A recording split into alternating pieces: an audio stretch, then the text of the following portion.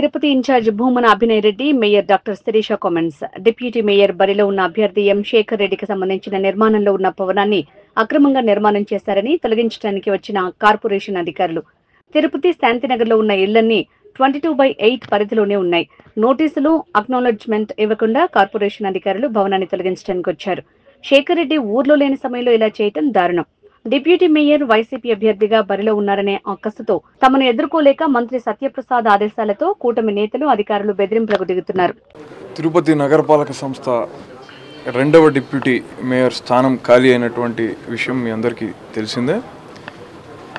దానికి ఎన్నిక జరపవలసిందిగా ఎన్నికల కమిషన్ ప్రకటన 4 రోజుల కిందట వెలువడింది. అది వెలువడిన వెంటనే వైఎస్ఆర్ కాంగ్రెస్ పార్టీకి క్లియర్ అండ్ అబ్జల్యూట్ మెజారిటీ ఉన్నప్పటికీ ఆ పార్టీ అభ్యర్థి గెలవకూడదు. ఎవరు అభ్యర్థిగా వచ్చినా ఆ అభ్యర్థి యొక్క ఆస్తుల మీద ప్రభుత్వం ఒత్తిడి పెట్టి ఆయన్ను, ఆయన కుటుంబ సభ్యుల్ని ఇబ్బందులకు గురి చేసైనా ఉపసంహరింపజేయాలన్న ఆలోచనకు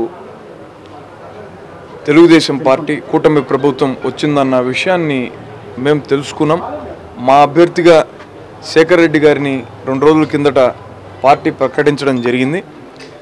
ఆయన కుటుంబ సభ్యులకు ఫోన్లు చేసి మీరు పోటీలో ఉంటే మీ మీద భవిష్యత్తులో మేము పెద్ద ఎత్తున దాడులు చేయిస్తాం, మీ ఆస్తుల్ని ధ్వంసం చేయిస్తాం, మేము ప్రభుత్వంలో ఉన్నాం, మీరు పోటీ నుంచి తప్పుకోండి అని ఒత్తిడి చేయడాన్ని ఉమ్మడి చిత్తూరు జిల్లా అధ్యక్షులు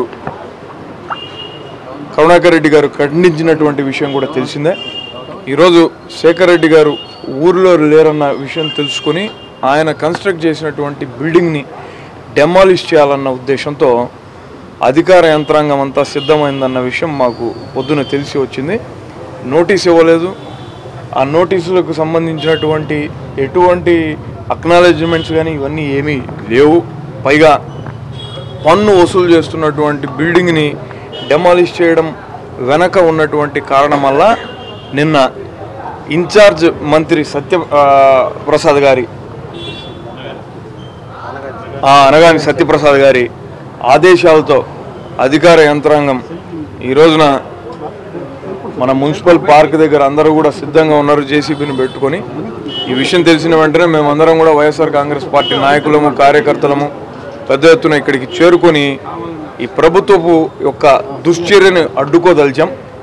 మాకు మద్దతుగా వచ్చినటువంటి వారందరికీ కూడా మేము కృతజ్ఞతలు తెలియజేసుకుంటున్నాం. ఇది కరెక్ట్ కాదు.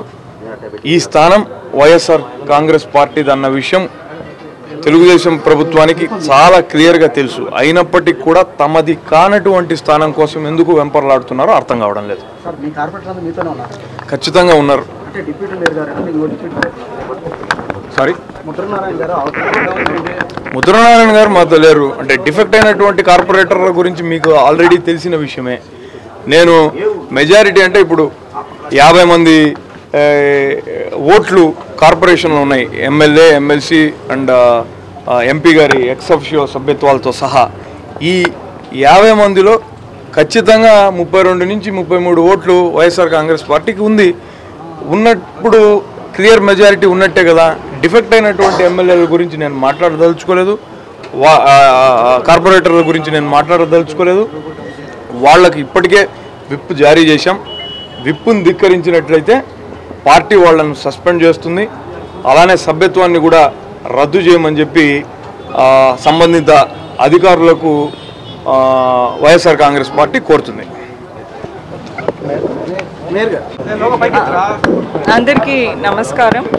తిరుపతి నగరపాలక సంస్థలో ఖాళీగా ఉన్నటువంటి డిప్యూటీ మేయర్ అంటే అభినయ్ రెడ్డి గారు ఎమ్మెల్యేగా పోటీ చేస్తున్నప్పుడు రిజైన్ చేసి పోటీ చేయడం జరిగింది. సో ఆ ఖాళీ స్థానానికి ఆల్రెడీ స్టేట్ ఎలక్షన్ కమిషన్ నుంచి నోటిఫికేషన్ ఇష్యూ చేయడం, 3rd దాని ఎలక్షన్స్ ఉండడం.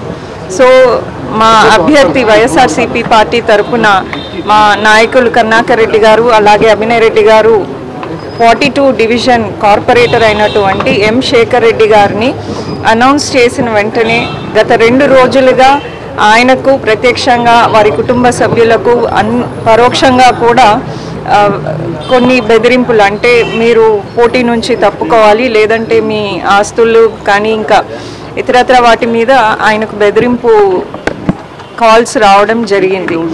సో దానికి ఇవాళ ఏంటంటే కార్పొరేషన్ తరపున ప్లానింగ్ డిపార్ట్మెంట్ నుంచి వాళ్ళ కన్స్ట్రక్షన్ జరుగుతున్నటువంటి బిల్డింగ్ డెమాలిష్ చేస్తారు అనేది ఇన్ఫర్మేషన్ రాగానే అభినయ్ గారు అట్లాగే వైఎస్ఆర్సీపీ కార్యకర్తలు, లీగల్ టీం అందరూ కూడా ఇక్కడ చేరుకోవడం జరిగింది. తెలుసుకున్నది ఏంటంటే కనీసం ఈ బిల్డింగ్ డెమాలిషన్ చేస్తున్నామన్నటువంటి నోటీస్ కూడా సర్వ్ చేయకుండా ఇక్కడికి వస్తున్నారు అనేది ఒక ఇన్ఫర్మేషన్.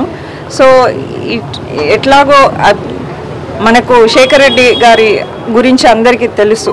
ఒక ఆల్రెడీ మాజీ కౌన్సిలర్ అయిన ఒక పలుకుబడి కుటుంబానికి చెందినటువంటి వ్యక్తి. సో అటువంటి వారినే బెదిరిస్తూ ఉంటే ఇంకా సామాన్య కార్పొరేటర్లకు ఎలా ఉంటుంది? సో వాళ్ళే చెప్తున్నారు మేము ఎవరిని బెదిరించట్లేదు, మాకు అవసరం లేదు అని. సో ఈ డైరెక్ట్గా ఇప్పుడు మీ అందరికి ముందే తెలుస్తూ ఉంది ఏ విధంగా బెదిరిస్తూ ఉన్నారు అని. సో వీటిని ఎదుర్కోవడానికి మేము అభినయ్ రెడ్డి గారికి మద్దతుగా మా వైఎస్ఆర్సీపీ కార్యకర్తలందరూ, లీగల్ టీం అందరూ కూడా ఇక్కడ రావడం జరిగింది క్షణాల్లో. సో వారందరికీ కూడా ధన్యవాదాలు, కృతజ్ఞతలు.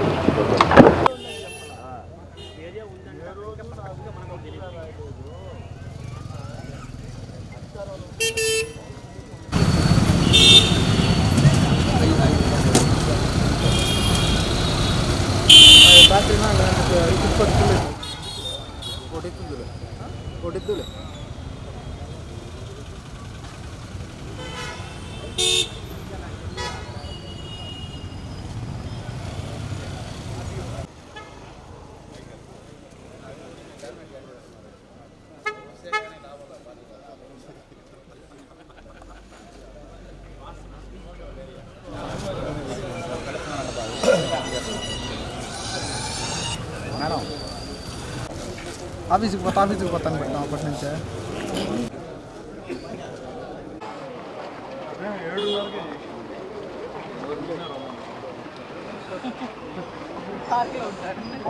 దగ్గరగా ఉంటుంది